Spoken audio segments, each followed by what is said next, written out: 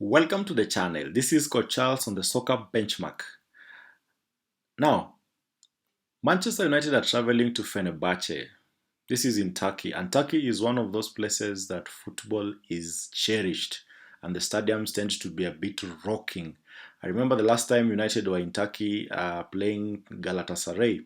The stadium was almost coming down, and the banners that were on display were crazy, crazy, crazy. They created fear in players. One of them read, "Welcome to hell." You can imagine playing in such a stadium where all the fireworks are going out, the smoke, red smoke all over, and the players had to contend with that. Even Sir Alex Ferguson later said that is the craziest places he has ever gone to. Now, if you've not subscribed to the channel, this is the moment. Click on the subscribe button. Let's build this thing day by day, brick by brick. Now, the last time Manchester United were in Turkey to play Fenerbahce was the year 2016. And if you listen to the lineup, the only player currently at United who was in that game is Marcus Rashford. So whatever Rashford is doing, he should be able to lead this team because he is the most experienced player in the United squad. Luke Shaw was there, but currently Luke Shaw is not playing, so we cannot count him in. De Gea was in goal. Shaw was the left back. Rojo was number 5. There was Blind. There was Damian. Herrera and Schneiderlin were twin sixes.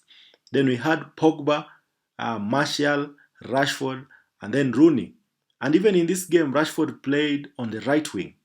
Now, we lost that game 2-1. Rooney scored the only goal for Manchester United, but it wasn't enough.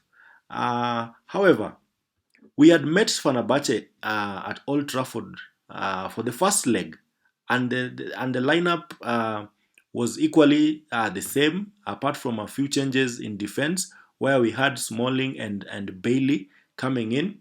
Damien was on the right. Luke Shaw was now on the left. De Gea never left that post as long as I remember. But now in our sixes were Pogba and Carrick. Martial, Lingard, Mata was our number 10, and Rooney was the forward. Pogba scored 2 goals in that game. Lingard scored 1 goal, and so did Martial. Now, this particular phase of the Champions League or of the Europa League does not provide room for home and away. So United only have one shot at this. The plot. This is Jose Mourinho against his former employers, Manchester United. He may have left United earlier than expected. So it means that somewhere in him, he's not happy at all. He came out saying that United has results that don't look like the quality that they have. That we have a better team, we have a good team. It's only that results do not resemble the team. And he's also saying that how he loves United and how he wishes United performs well before he comes to the Premier League again. Now, these are mind games, and Jose Mourinho is laying a trap to Eric Ten Hag, and Ten Hag should be smart enough to understand this. Now, if you look at the United team that the coach is taking to Turkey, there are some really notable absences in Harry Maguire. Luke Shaw is still out. Malacia is training but is not yet ready according to the team doctors. And then our captain Bruno Fernandes is missing. Bruno had a red card in Porto, and so he'll miss this game. And that gives a very interesting challenge to the coach, because Bruno is always a mainstay in the team. He's almost that player that never gets dropped. I think United will line up in a 4-2-3-1 formation with Ugarte and Casemiro starting together, 2 sixes. Eriksen will play the 10. Rashford and Garnacho will be in each wing, and then Højlund will be our number 9. This is a very strong lineup that United should be able to utilize properly and get a win. My only issue is who is going to play the right back. I think we'll revert to Dalot on the left and Mazrui on the right, with Martinez and De Ligt the warrior sticking at centre back. The tactic. Manchester United should be disciplined on and off the ball. Now, this is what I mean. When United is in possession, the team should be able to be expansive and the ball should be taken care of, meaning that we should not lose these balls as easily as we always do. Our players should be able to be comfortable on the ball, keep passing, take those chances when they show up. However, when we are off the ball, United need to pull back. The wingers need to tuck in, creating a buffer in midfield, not allowing technicians like Tadic to be able to dictate the play. And this is a technique that works most of the time. The team should be patient, should be disciplined. And I'm looking at how United played against Aston Villa. Now, Fenerbahce on the other side lines up in a 4-2-3-1 formation. That is a formation that United is basically very aware of, and we have some players that used to play for United and the Premier League at Fenerbahce. There is Amrabat, who was at United just the other day. Fred, our loyal employee who left United for Fenerbahce, I think 2 seasons ago. Then there is Dusan Tadic, remember him from Southampton, and was it Ajax? And then there is Edin Dzeko. These are seasoned professionals. I think these are players who are mature, who know the game, and United is not going to get it easy. I think someone like Amrabat will have something a bone to chew with United, because he was expecting to be signed, but it didn't happen.